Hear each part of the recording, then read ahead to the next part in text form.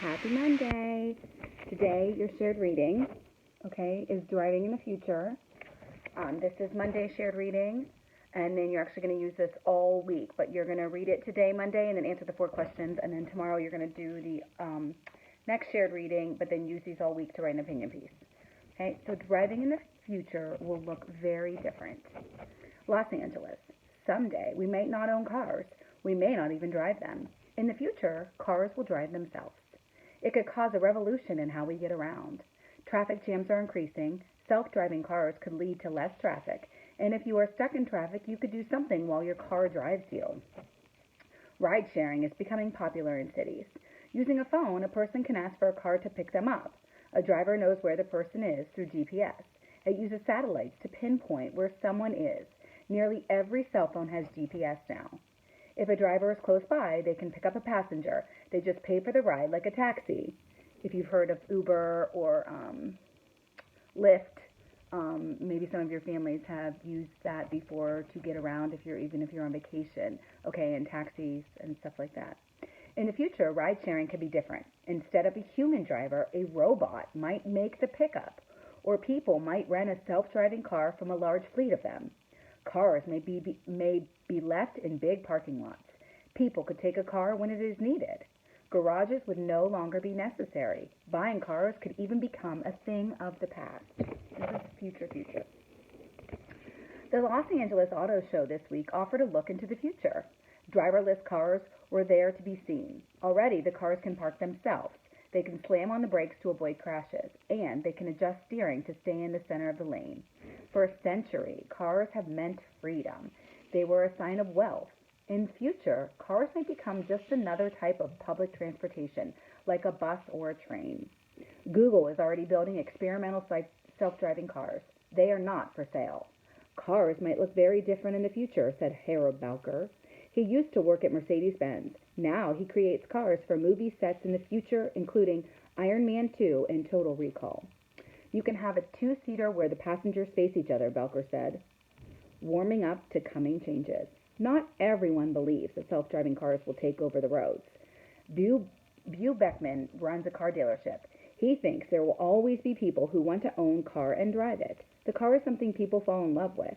He thinks people will let the car drive itself in traffic. Then they can drive it when it is fun to drive. James Lentz works for Toyota. He believes people will still want to own cars. Some might travel long distances each day. Others might have a big family to haul around and things to move. Peter Schwartz writes about how businesses will look in the future. He says cars will slowly take over more of the driving. Over time, the feelings people have for their cars will fade away.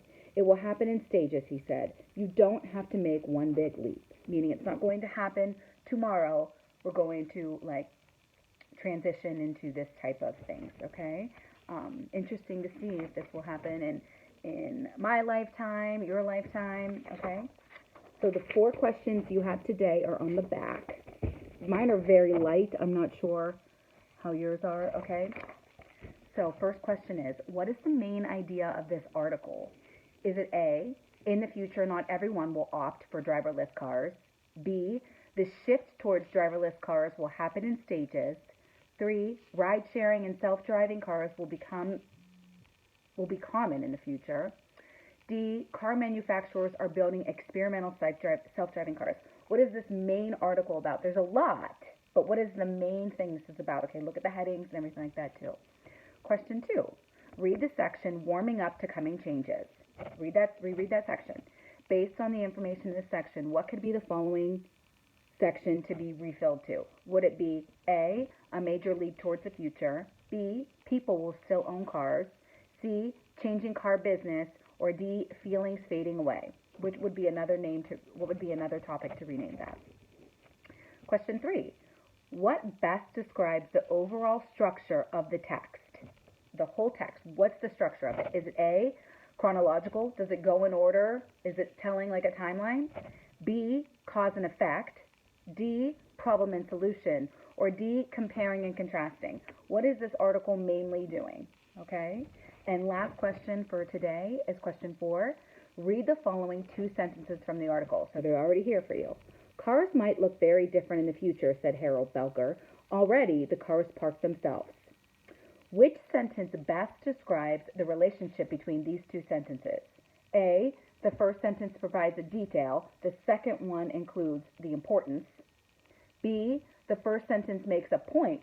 The second one the second one gives a reason for the same. Gives a reason for that. Mine's very, very light.